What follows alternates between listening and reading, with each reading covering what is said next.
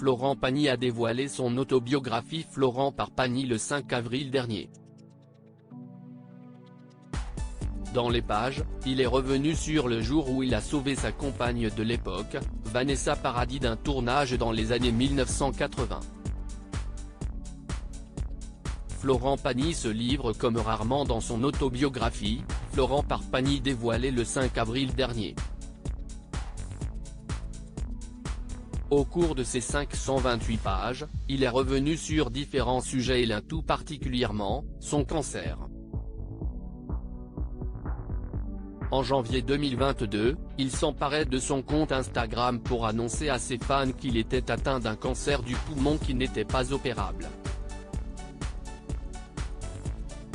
Il a donc mis sa carrière sur pause le temps d'aller mieux.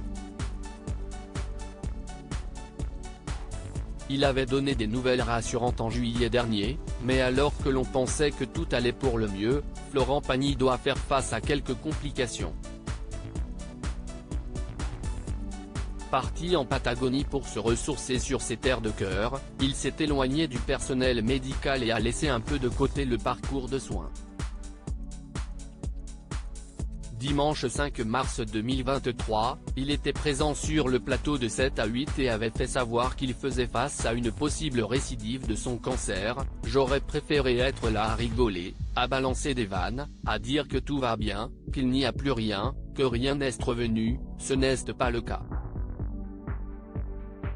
Si est chiant. Je ne peux pas mentir non plus. Ce n'est pas le scénario qu'on espérait. Il a vrillé un peu. Si ça revient, ça a de fortes chances d'être de la même famille, donc ces fameuses petites cellules dont il faut se méfier car ça va très vite.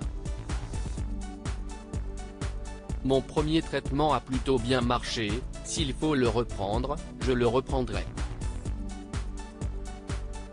Mais si je pouvais éviter et continuer à revivre comme avant, ce serait mieux. Après, tu peux chanter sous chimio, expliquait-il à Audrey Crespo-Mara. Vous ne trouverez nulle part cette version de l'histoire, un sujet abordé dans les pages de son autobiographie. Florent Pagny est également revenu sur ses histoires d'amour.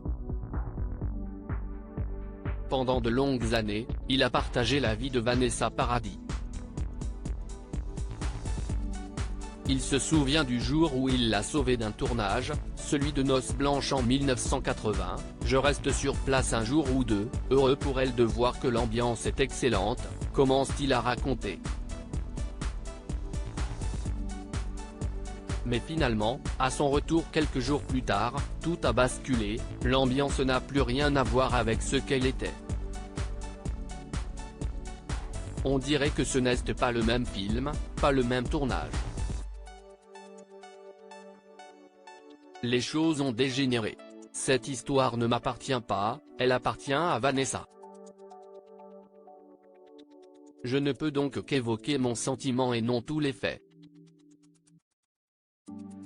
Ce qui est certain c'est qu'il s'est passé des choses inappropriées sur ce tournage. À tel point que je l'ai fait arrêter.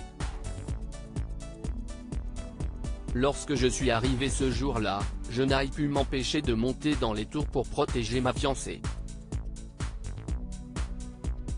Sans porter préjudice à Vanessa, qui n'a jamais souhaité en parler, je crois que je peux raconter mon face-à-face avec Jean-Claude Brissot au matin, après une nuit à écouter Vanessa me raconter ce qu'elle vivait.